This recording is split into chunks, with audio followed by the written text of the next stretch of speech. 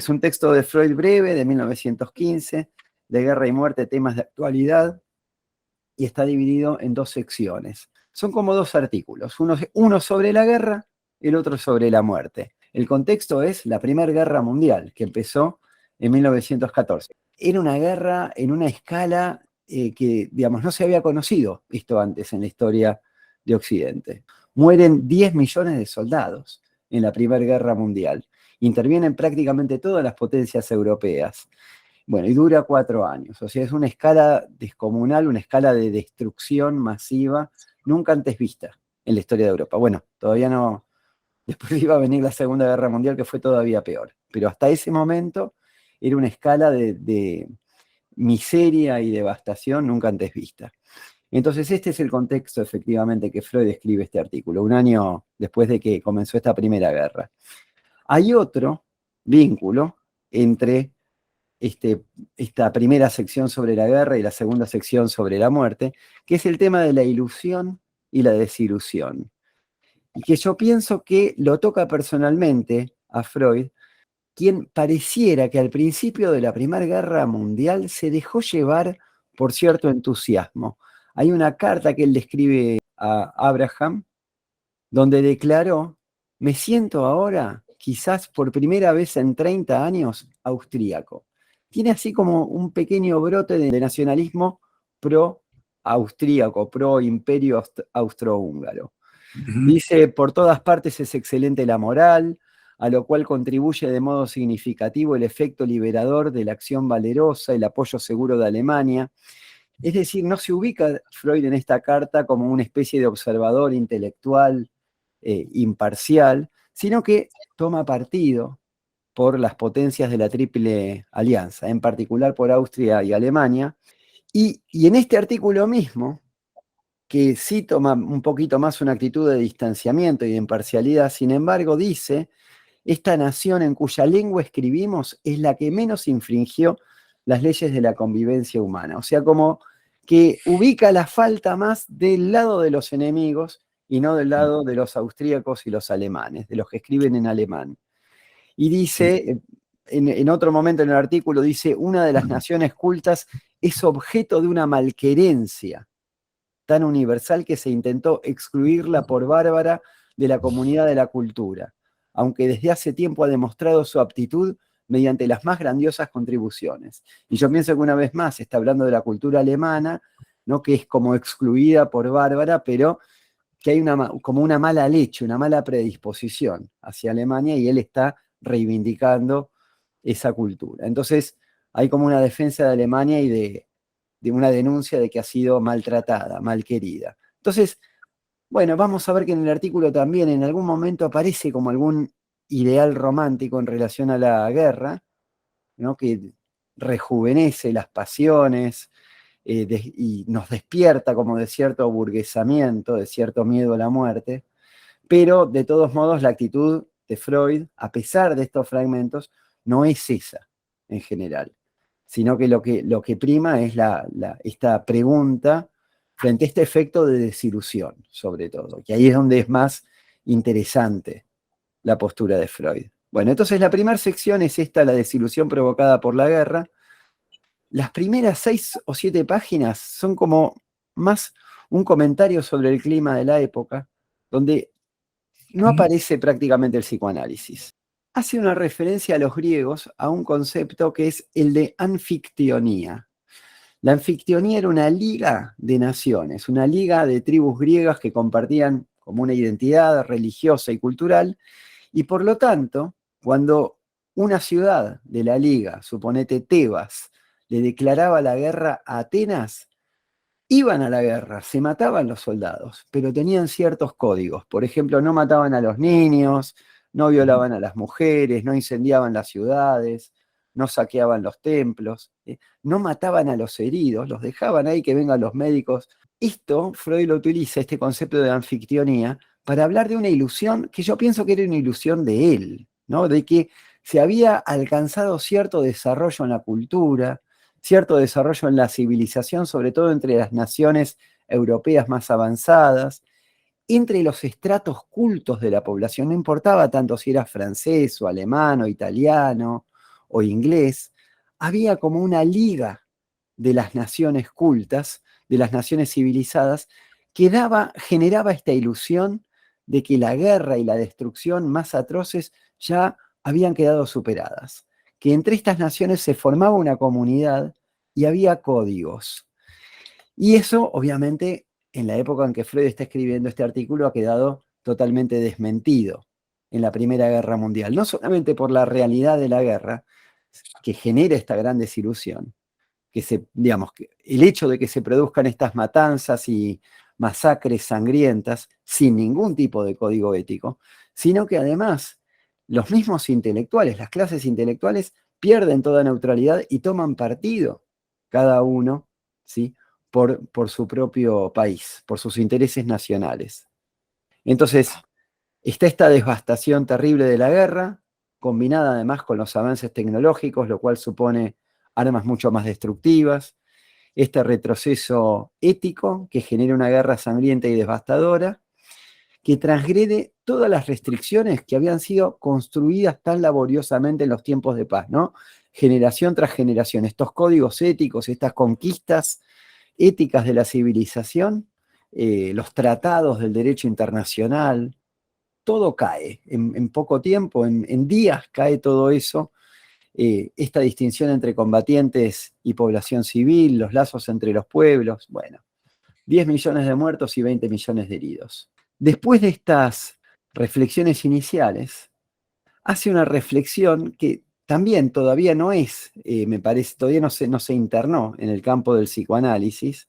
Después va a ser el análisis más desde el punto de vista del psicoanálisis, pero hace una comparación que parece más de la filosofía política, que es la comparación entre la conducta ética de los individuos y la conducta ética de los estados. Porque los estados también son personas jurídicas. Un estado toma decisiones, por ejemplo, invade otro país, mata o no mata, respeta un tratado, respeta una norma o no la respeta. Tienen una conducta también los estados. Entonces, lo que dice Freud es que el Estado, en tiempos de paz, le pide al individuo una cierta conducta ética. Esto en la filosofía política se conoce como el contrato social. Yo como individuo debo deponer ciertas actitudes violentas, debo renunciar a ciertas libertades, no mato, no robo, no violo, no ataco al otro, y a cambio de esto obtengo un respeto recíproco a mis derechos por parte del prójimo.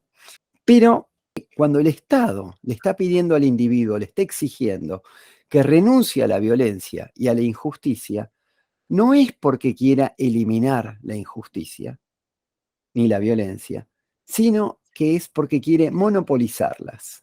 Es decir, el Estado está diciendo, vos, ciudadano, no podés ser violento porque la violencia me la reservo para mí. No El quiere Estado competencia. no quiere competencia. Hoy usamos exactamente el término de la competencia. Es el lenguaje de los constitucionalistas.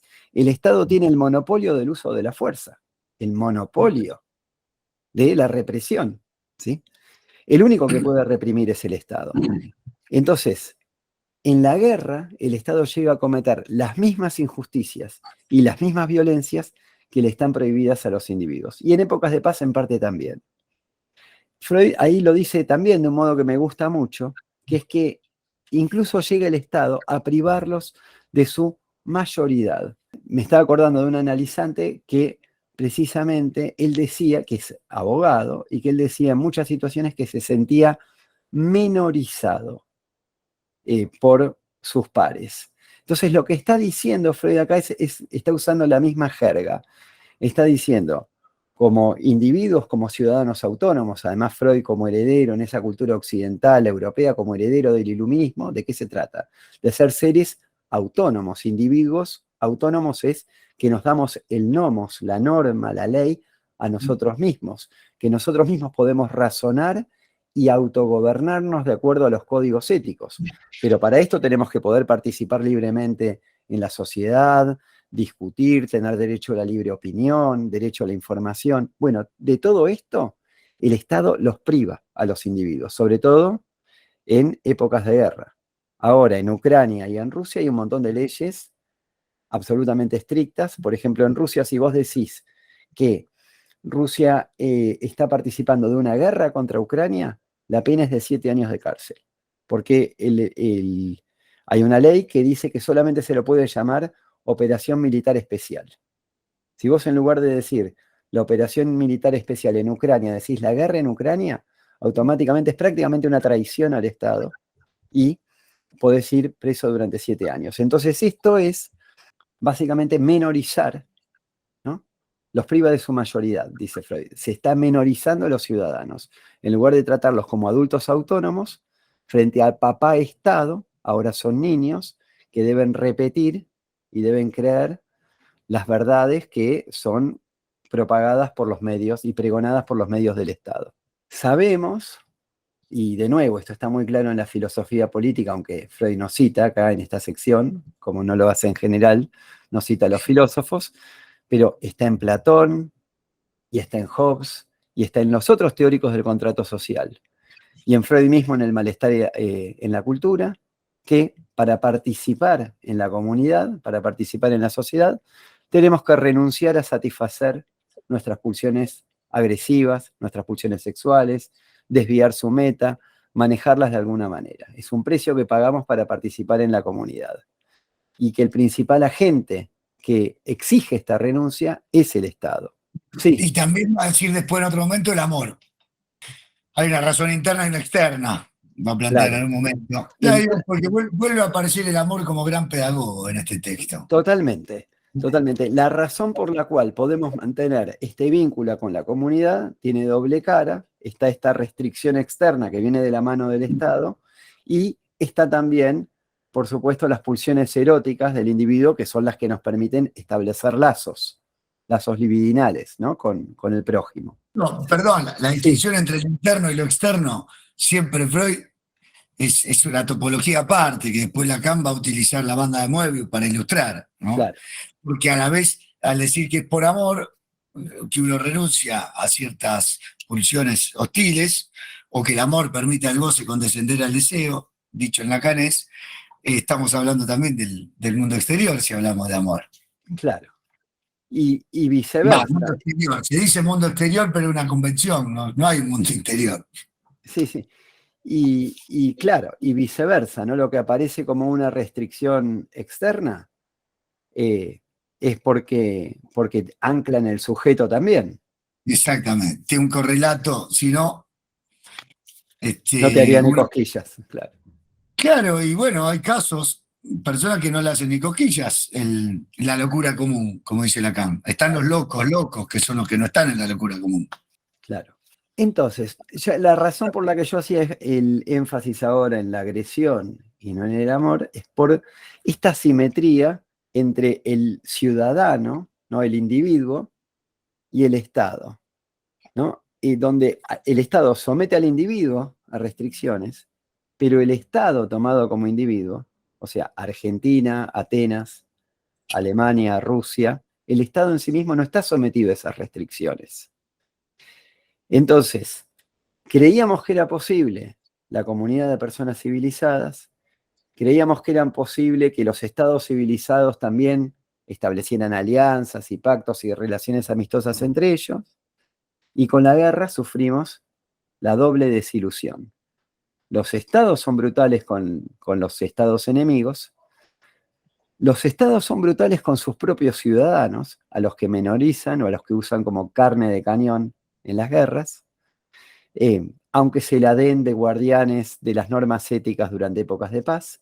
Y además los individuos, cuando el Estado los libera de esta restricción, y este es el principal punto de Freud, cuando el Estado te da un cheque en blanco, cuando el Estado te dice andá y matá, ahí es donde es la mayor desilusión, donde se ve que esa supuesta eticidad del individuo era una cascarita, cae muy rápidamente, era una cáscara vacía y la conducta bestial, la conducta cruel hacia el otro, aparece muy rápidamente. De nuevo, sin querer hacer un comentario político sobre Ucrania-Rusia, pero eh, sí que es una guerra donde se vieron ejemplos de conductas atroces contra los derechos humanos que pensamos que ya no existían más, ¿no? O sea, soldados fusilando civiles, porque sí, porque pueden, porque tienen un cheque en No, blanco para hacerlo. pero vos decías recién la desilusión de Freud. Antes también lo habías mencionado al comienzo, cuando decía Freud, cuando habla de la desilusión, sin duda que también habla de la de él. Y estoy de acuerdo con vos. Sin haber experimentado Freud cierta desilusión, no sé si podría escribir sobre la misma. Pero justamente Freud es también, quizá, el menos iluso al respecto. Porque esto que la guerra viene a decir, ¿no? Porque la guerra viene a decir que el yo no es dueño de su propia casa. Esto que la guerra viene a decirnos, Freud ya lo venía diciendo desde antes de la Sí, guerra. Y esto es algo que lo dice así, lo plantea de esta manera el psicoanalista Ángel Fernández en un texto que se llama El acontecimiento de la escritura, la enunciación de Sigmund Freud, en el que se refiere a este texto de Guerra y Muerte, consideración de actualidad. Y él dice que no es que el psicoanálisis tenga mucho para decir de la guerra, sino exactamente al revés. Es la guerra en acto la que viene a decir lo que Freud venía diciendo, no por la vía de la teoría de lo simbólico, pero es difícil aprender por lo simbólico. Y cuando lo simbólico nos enseña, aparece lo real para enseñarnos. Entonces, sí, estoy de acuerdo. Estoy de acuerdo con que la desilusión de Freud, pero aún mayor la de todos los demás. Es sí, decir, la de todos los que no denunciaron como Freud esa ilusión y su correlato, su ujú. contraparte. No nos vamos a pelear porque estoy 100% de acuerdo con vos. La valentía moral de Freud, de meterse con estos temas. ¿Mm? Y solamente la puede tener alguien que está dispuesto precisamente a soportar que cualquier tipo de ilusión y de idealización caiga en función de tener la valentía para bancarse la verdad, para soportar la verdad. Sí, Sí, totalmente de viste que acuerdo. así lo dice hacia el final, se Ujú. pronuncia, ¿no? Con un tono de manifiesto, Sí, ¿no? Respecto a esto de soportar la verdad. soportar la verdad de la muerte, soportar la verdad Ujú, de la violencia. Entonces, ahí, después de estas 6 páginas, es cuando Freud empieza a hablar en el lenguaje del psicoanálisis y dice, bueno, si nos ilusionamos de que íbamos a hacer una liga de naciones civilizadas o de que íbamos a seguir viviendo de acuerdo a estas normas de la ética, realmente es porque desconocemos la naturaleza humana. Porque el sujeto humano es un ser pulsional. La cita literal es: la esencia más profunda del hombre consiste en mociones pulsionales. Es decir, como decías hace un rato, puede haber, por supuesto, pulsiones eróticas que favorecerán la civilización y la generación de lazos afectivos entre individuos o entre pueblos, pero también va a haber pulsiones egoístas, va a haber pulsiones crueles y un contrajuego, ¿no? Una interacción entre lo que Freud piensa que son factores constitutivos y esta compulsión externa que puede modificar los destinos de la pulsión, la meta, y que a veces puede, por ejemplo, en la vida de una persona, transformar egoísmo en altruismo o ujú, sadismo en compasión. Ponía, ¿no? El sádico que gozaba viendo su superioridad física frente a los demás y después se transforma en un donante en Cáritas, ¿no? ujú, Dona su dinero, entonces es una afirmación de su superioridad, pero sublimada en una buena práctica altruista. O el torturador de animales de niños que luego se convierte en defensor de animales, ¿no? ujú. Quiero subrayar algo ahí cuando decía sublimada, Gustavo, Dale. y es que vos haces un uso con el que suscribo de la noción de sublimación, pero que no es la más frecuente. Porque muchas veces, porque vos ya desde el comienzo, y cuando hablamos del fútbol, en el calentamiento previo a Ujú. iniciar, sugeriste siempre la idea de que la sublimación es de las pulsiones agresivas. A veces, y lo digo porque es algo que se escucha mucho, se lo plantea como que la sublimación opera sobre las pulsiones eróticas, Ujú. que es una especie de desexualización, la sublimación, cuando Claro. está claro que no lo es. Germán García, el psicoanalista Germán García, dice la sublimación no es de las pulsiones eróticas, no, dice, es lo que hace que acariciemos amorosamente el pelo de nuestra pareja después de haber tenido relaciones, en lugar de tirarlo por el balcón. Es de las pulsiones agresivas, es de la pulsión de Claro, muerte. claro. Me parecía importante subrayarlo porque es algo que está presente en el texto, aunque no aparece la noción de sublimación que vos bien utilizaste, y lo quería subrayar. Genial, genial. Por eso, siguiendo en la línea esto del amor como gran pedagogo. Claro. Sí, sí, sí. Entonces el erotismo en realidad estaría favoreciendo la sublimación, en lugar de ser la sublimación una asepsia del erotismo. De todos modos, este cambio de meta de la pulsión muchas veces no va a ser sólido, nos dice Freud, va a ser superficial.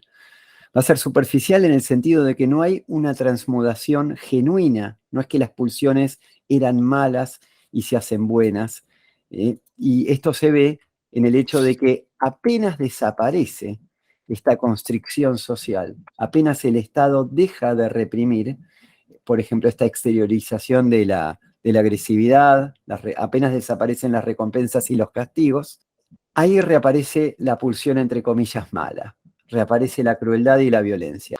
Apenas se esfuma el poder de policía del Estado que está vigilanteando nuestras acciones, enseguida reemerge esta pulsión agresiva. La ilusión va por este lado, ¿no? Lo que parece ilusorio, lo que es un espejismo, es imaginarse un mundo sin agresividad y sin asimetrías de poder, sin violencia. La violencia es parte del juego de lo humano para Freud. Es ilusorio pensar en la vida humana sin tensión con la muerte, es ilusorio pensar a Eros sin el contrajuego con las pulsiones agresivas, ¿no? En último término, con esto, con la pulsión de muerte, con Tánatos. Entonces, esta es la desilusión. Uno, digamos, tal vez hay como una tendencia a ser demasiado optimista, a creer demasiado en esta transformación cultural y convencional, pero apenas afloja un poco la restricción social, las pulsiones arcaicas reaparecen. Es decir, que siempre fuimos esto, ¿no? La desilusión que experimentamos por la conducta que Freud está viendo en ese momento en sus conciudadanos del mundo de la guerra, yo creo la desilusión que sentí yo cuando empecé a leer estas noticias de Ucrania y de Rusia, no están justificadas, nos dice Freud. Freud dice, ustedes piensan que los humanos cayeron bajo, pero en realidad antes no estaban tan elevados, no cayeron tanto. Ustedes creen que cayeron porque se imaginaron primero que estaban elevados. Y ahí me hizo acordar a otro texto de Freud que es El porvenir de una ilusión, ¿no? Es decir, hablábamos, ¿te acordás la otra vez, Javier, de no creer en los dioses en los que cree la ciudad? Ajá. Entonces, el gran otro puede tener distintas caras, no puede ser el dios de la religión, pero también puede ser la ética, la moral, la civilización, como ideales, como dioses a los que el psicoanálisis va a ver con cierto escepticismo. Pero si somos honestos acerca de la naturaleza humana, bueno, aceptamos esta naturaleza pulsional y la verdad es que nos vamos a desilusionar un poco menos. Y vamos a soportar mejor la vida, va a decir Freud al final. Viste que al final del texto Freud dice que la ilusión impide soportar la vida. Porque, de nuevo, estamos en un mundo donde se nos dice que tenemos que ser optimistas y ver el lado positivo de las cosas y creer en esta nobleza del género humano. Y acá Freud es como el que te viene a escupir el asado y a decirte, ojo con creértela mucho porque después te vas a dar un golpazo. El porrazo va a Sí, ser mayor, la caída va a ser mayor. sí, claro, o a revelarte que el asado ese está escupido. Claro. Y que capaz que se puede comer igual, porque Freud sugiere que aceptar lo real de la guerra, de la violencia y de la muerte, se ennoblece la vida, reforma las pulsiones, ¿no? Viste que está ese término, ¿no? Totalmente. La formación de los instintos. Claro. Eh, Freud subvierte las cosas y yo creo que es optimista cuando él dice que hay pocos seres nobles de verdad, hay muchos hipócritas de la cultura. Sí, es un optimismo nietzscheano acá, ¿no? Que es, Ajá. si aceptamos que Dios ha muerto, si aceptamos que el gran otro está barrado, si nos hacemos cargo de que lo que hay es este juego, y ahí es muy lindo como lo dice para ver de qué se trata ese juego, es, fíjense, ustedes están con la ropa puesta durante el día, pero cuando se van a la cama a la noche y se quitan la ropa, cuando están desnudos, ¿qué aparece cuando se quitan la careta? En los sueños, todo ese código ético que teníamos durante el día no aplica más.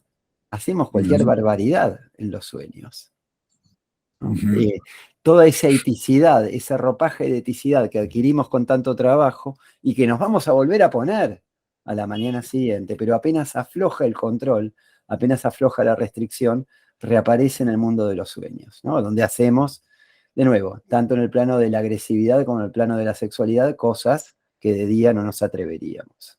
Hay un comentario al pasar también, que me parece una gran subversión de nuestro modo de pensar. Me estaba acordando de una charla que tuve al principio de la guerra entre Rusia y Ucrania con mi amada esposa, con Sofía, que me decía, es todo por plata, es todo intereses, ¿no? ujú. No te entusiasmes por nada, por ningún bando, no creas que la verdad o que hay alguna guerra que valga la pena ser peleada, porque es todo interés, es todo plata. Freud le da una vuelta a eso también, bastante interesante. Freud dice, ni siquiera la plata alcanza para parar la guerra, ni Ujú. siquiera los intereses materiales, ni siquiera el dinero. Los pueblos obedecen más a sus pasiones que a sus intereses. Exactamente. Y dice, se esperaba que la comunidad de intereses establecida por el comercio y la producción iba a hacer imposible la guerra. Pero, tal como vos lo decís, los pueblos obedecen más a sus pasiones que a sus intereses. Es decir, en lugar de decir Freud, de denunciar como denunciamos en general, es todo guita, es todo intereses, no, fíjense de nuevo, Freud podría decir, fíjense en Rusia y Ucrania. Los europeos, la comunidad europea, precisamente para tratar de pacificar a Europa, hicieron dos terribles gasoductos, le compraban gas, le compraban petróleo a Rusia, pusieron todas sus grandes tiendas, todas sus cadenas, su tecnología en Rusia, con esta idea de que al integrarse comercialmente, la guerra iba a ser imposible. Y sin embargo, no, las pasiones pueden más. Las pasiones agresivas, las pasiones nacionalistas, el orgullo, las reivindicaciones históricas, todo eso pudo más que los intereses. ¿No? Le siguen confiscando propiedades a los oligarcas rusos y la guerra no va a parar por eso. ¿Mm? Y a la vez, una vez más, esos intereses miserables, mezquinos, articulados a ideales devastadores, alimentan las pasiones enfermizas y asesinas. A la vez no son Totalmente. dos mundos que no se toquen, ¿no? No, claro. Y hay todo un complejo militar industrial con grandes intereses económicos que está metido en el negocio de la guerra. Por supuesto, no es que es todo en el nombre del ideal y no tienen... No, no, esos intereses mezquinos son parte de la máquina. Que son parte de esos ideales. Esos Claro, ideales engendran el super yo, es decir, el imperativo de goce, sádico, asesino, se alimenta del ideal. Por eso claro, Freud planteaba super yo e ideal como, para decirlo con la consagrada imagen proverbial, de la moneda. Son dos caras de la misma moneda. claro, El super yo totalmente. y el ideal. Ahí tenés El- otra banda de Moebius más. claro, exactamente, el reverso gozoso de todo ideal. Bueno, entonces, cerrando la primera sección, podemos decir que la causa de la desilusión es que primero hubo una ilusión. Primero creímos en ese ideal. Ujú. Y si pudimos sostener ese ideal, si nos ilusionamos, fue por cierta hipocresía, por pensar que esa careta que nos ponemos durante el día, esa careta de eticidad y civilidad, reflejaba nuestra esencia, nuestra naturaleza humana. Y estos son temas de hipocresía y sinceridad que entonces van a reaparecer en la segunda parte. Dale. Cuando esa careta justamente alimenta el sadismo, que a Claro, la vez maquilla mejor la careta, ¿no? Entonces, ese ideal de armonía nunca lo vamos a obtener por las pulsiones sádicas. Y a la vez, las pulsiones sádicas son efecto del ideal de armonía, claro. que es la gran paradoja del malestar en la cultura.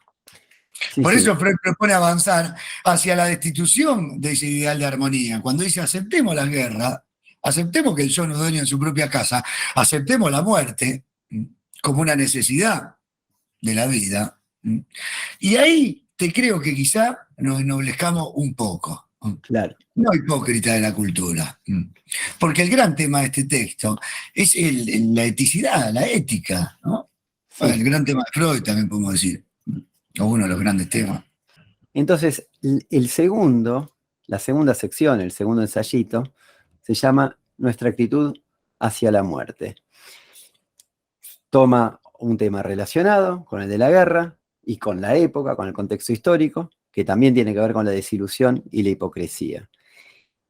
Conscientemente, si nos preguntan, todos decimos que sí, que sabemos que somos seres finitos, que somos mortales, que aceptamos la muerte, que es algo natural e inevitable, pero en los actos, dice Freud, la negamos. Nos comportamos como si no existiera, nos comportamos como si fuéramos inmortales, ignoramos la muerte. Y la propia muerte es inconcebible, no se puede representar la propia muerte.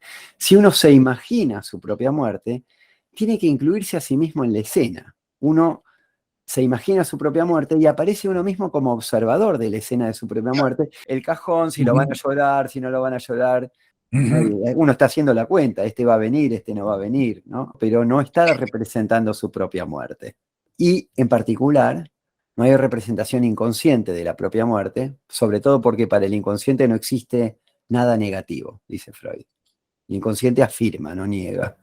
Entonces, nada pulsional en nosotros requiere la creencia en la muerte. Por un lado está el nivel del inconsciente, pero por otro lado, esta actitud cotidiana de esquivar, de no asumir la propia muerte, Freud dice que empobrece la vida. Sobre todo cuando esto lleva como a una cierta cobardía moral en el hecho de no arriesgar la vida. No nos comportamos como si fuéramos inmortales, pero en realidad no estamos jugándonos la vida por nada. Al no incluir a la muerte en la cuenta de la vida, vivís como muerto en vida. También esto es un tema filosófico con un linaje impresionante, ¿no? Porque si ustedes piensan de nuevo en los griegos, el gran filósofo Sócrates, como lo conocemos a través de las obras de Platón, la culminación de sus enseñanzas es el modo en que Sócrates muere, el modo en que asume su propia muerte, el modo en que él no escapa de Atenas una vez que es condenado a muerte, donde él tiene la opción de huir y él asume que su destino, al haber sido condenado por la polis a la que le debe todo, es morir. Y Platón tematiza explícitamente que el filósofo no le teme a su muerte. Bueno, el tema del filósofo que sabe morir está en Nietzsche, está en Hegel, en la lucha a muerte entre el amo y el esclavo, en Heidegger, el ser hacia la muerte, y donde precisamente en Heidegger la inautenticidad tiene que ver con una especie de olvido de la propia muerte de la que nos está hablando Freud. Freud lo que sí dice es que tenemos como una escenificación sustituta de la muerte que la ponemos en juego en el arte, en la literatura, en el teatro y diríamos en el cine, en Netflix. Lo que vemos, sobre todo en los relatos heroicos, vemos retratos de personas que saben morir, personas que se la juegan, que asumen todos los riesgos, no los héroes, que asumen el riesgo de morir, precisamente dan la vida por un ideal. Entonces nos reconciliamos con la muerte, pero dentro de la ficción poética. Nos emocionamos cuando alguien da la vida por la causa, pero después nosotros, dice Freud, tenemos muchas vidas más, ¿no? apagamos la tele, diríamos hoy, seguimos vivos, en nuestra vida mediocre. Y acá de nuevo, pareciera haber algo que le interesa o que lo seduce a Freud, de lo que la guerra despierta. Incluso hay una frase ahí al pasar que dice algo así como que la vida se vuelve interesante, recupera un cierto contenido pleno. Al escribir la muerte, se vuelve nuevamente interesante. Al no poder evadirte de esa amenaza mortal. Heidegger, si me lo acuerdo bien la frase, pero uno de los modos en los que Heidegger habla de la muerte es que la muerte es siempre inminente. O sea, va a suceder, puede suceder en cualquier momento, lo que no sabes es cuándo. La conciencia constante de que uno es un ser finito, de que va a morir y de que estamos muriendo constantemente. Porque estamos dejando de ser quienes éramos y estamos envejeciendo constantemente. Solamente que en la vida cotidiana vivir con este grado de angustia es insostenible. Bueno, vos sabés que te interrumpo, Gustavo, porque Claro. quiero nombrar dos referencias bibliográficas. Un libro, recién espiaba a ver si lo veía, un libro que a mí me gusta mucho, de Smiley Blanton, que era un psiquiatra norteamericano que se analizó con Freud y tiene un diario de su análisis. Diario de mi análisis con Freud, el libro. En un momento, Smiley Blanton vivía en Estados Unidos, se cruzaba. Viste que hay veces hay analizantes que te preguntan cuando te piden el turno la dirección del consultorio para ver si le quedaba cerca. Yo detrás le digo, no, deja. Smiley Blanton se cruzaba el Océano Atlántico esquivando los torpedos nazis, ¿no? Porque fue hasta en Segunda Guerra incluso. Para no faltar a sesión. Exactamente. Él se iba a Europa, él viviendo en Estados Unidos, iba primero a Viena y después a Londres a analizarse con Freud.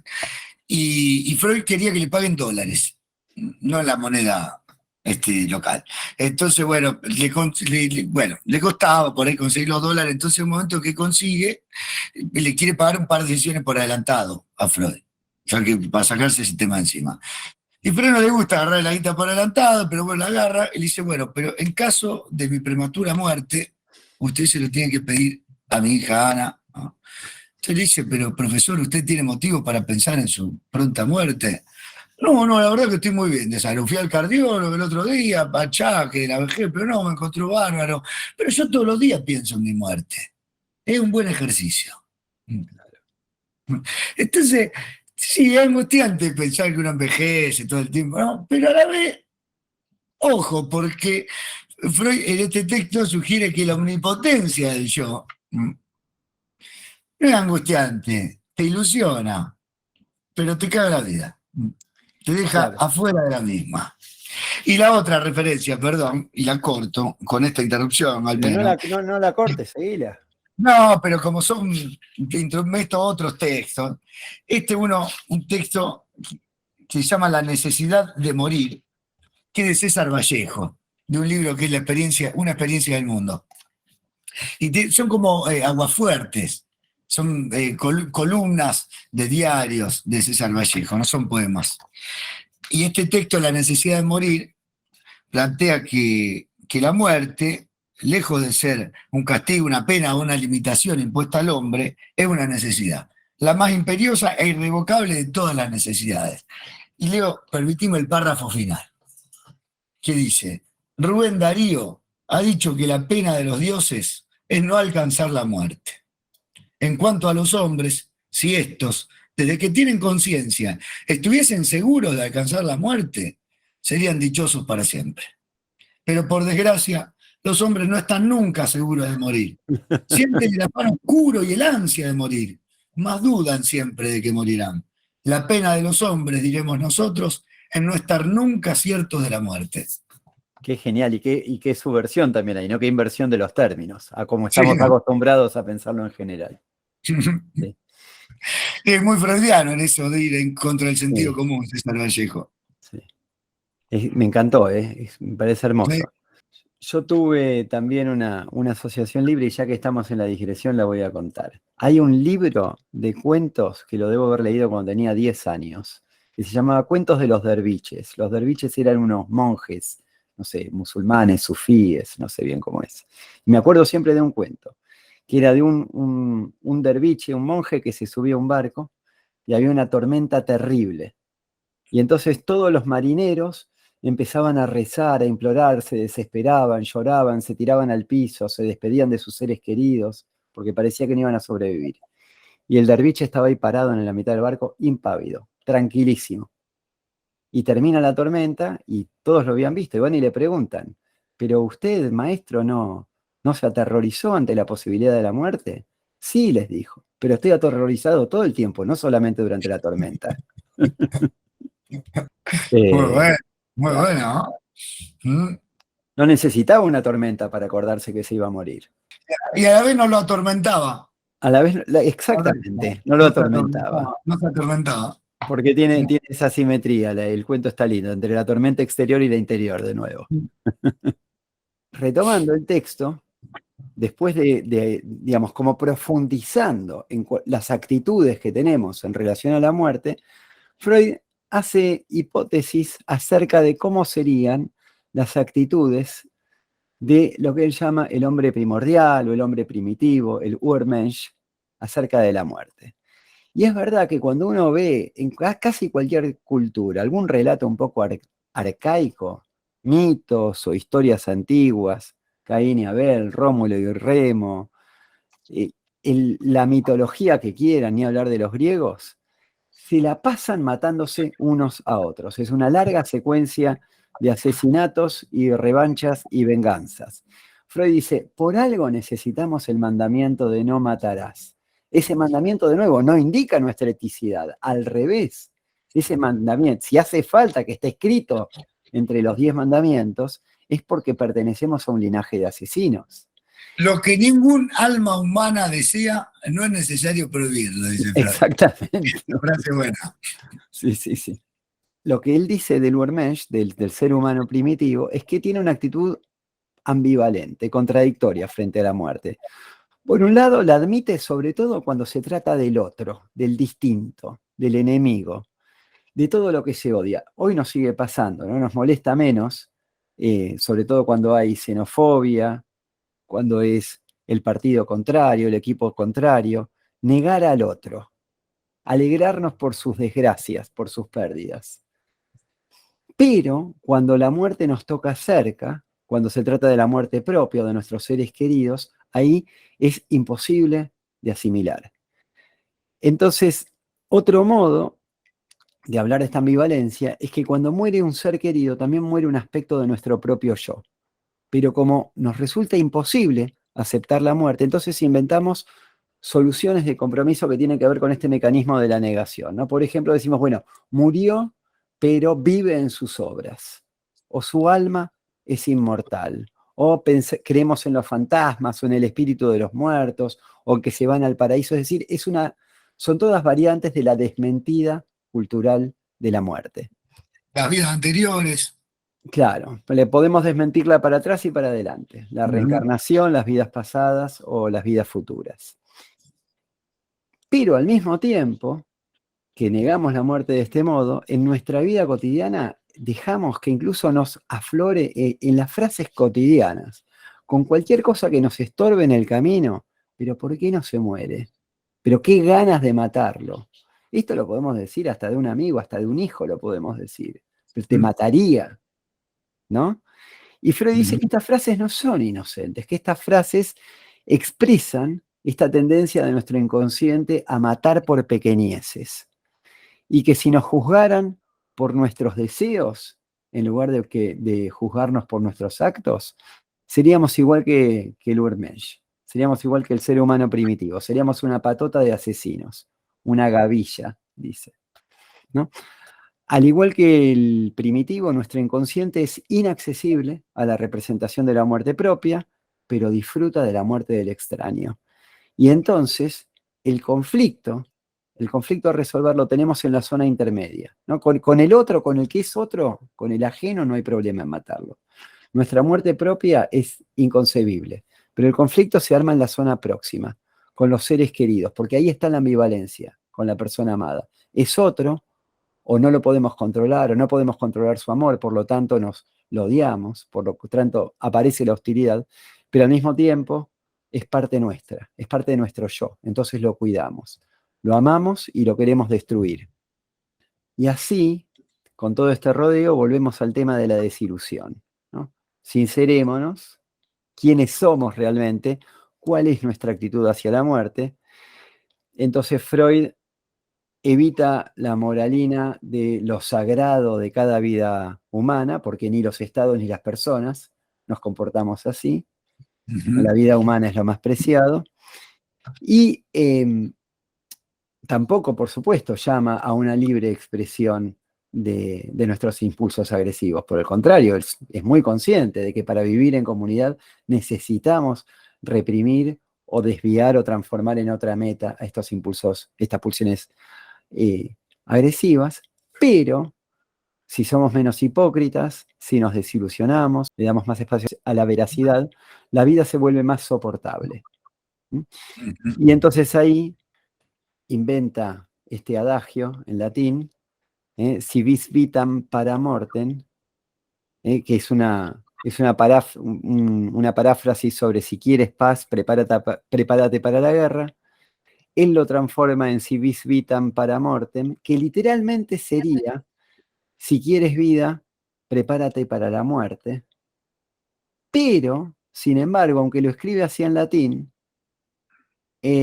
después lo traduce al alemán, y en el alemán le pone... Si quieres soportar la vida, prepárate para la Ahí muerte. está, perdón.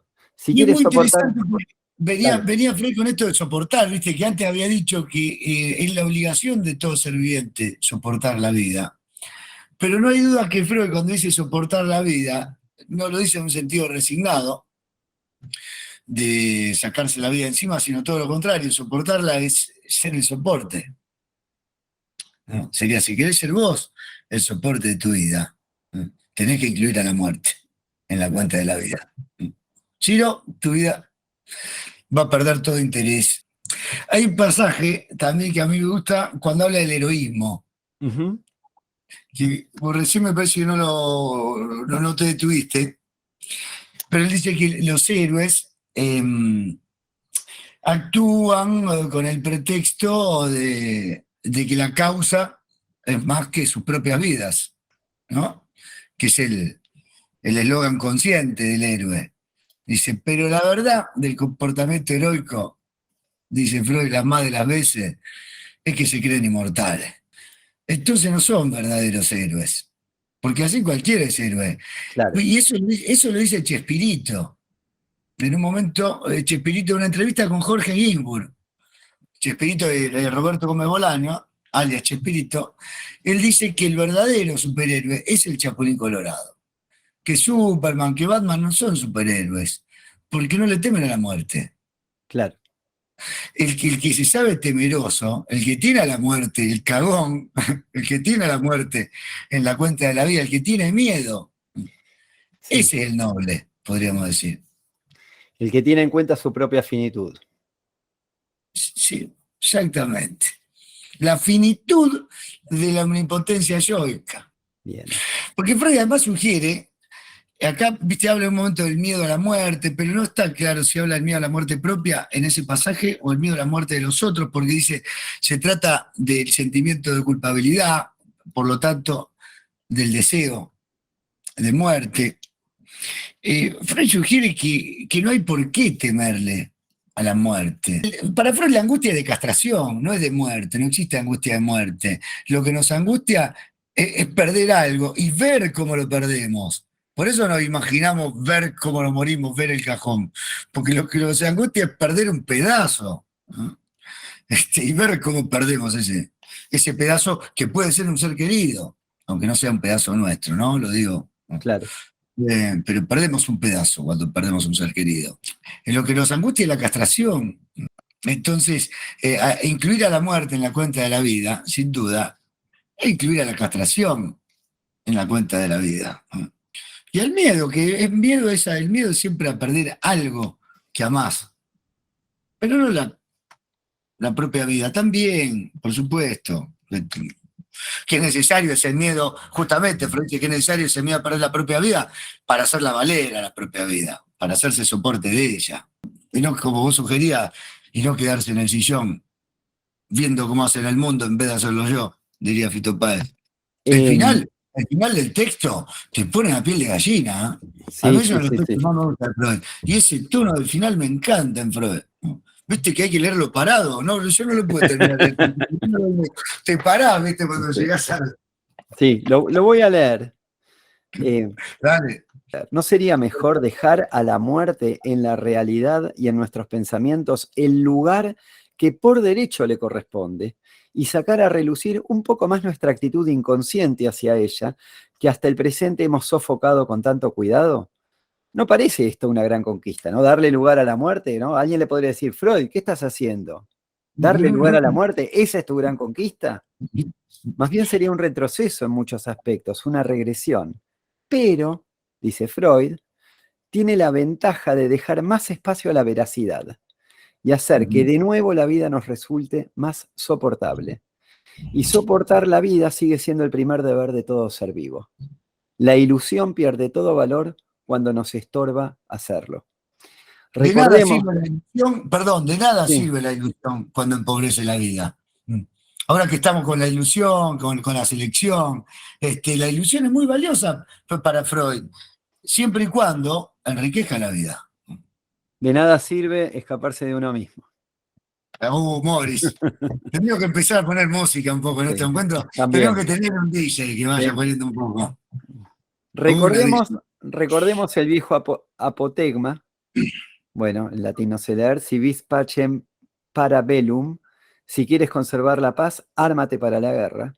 Sería tiempo de modificarlo. Si vis vitam para mortem, si quieres soportar la vida, prepárate para la muerte.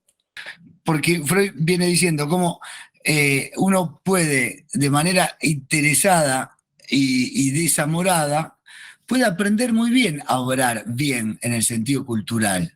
Eso es lo que Freud le llama un hipócrita de la cultura. Ujú. Uno aprende las ventajas de comportarse culturalmente bien y aprende a hacerlo.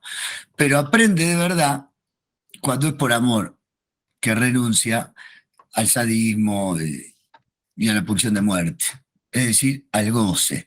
La pulsión sería para Lacan una demanda, dice Lacan, que no entra en la dialéctica del deseo. Por la vía del amor es que algo de la pulsión, si bien la pulsión no es domesticable, ¿no? Pero podríamos decir algo de la pulsión se humaniza. Entonces, eh, por subrayarte que esto que vos le pedías a Freud más, no dijiste humanismo, ¿no? Utilizo yo el término, y, y me parece bien que si lo pidamos.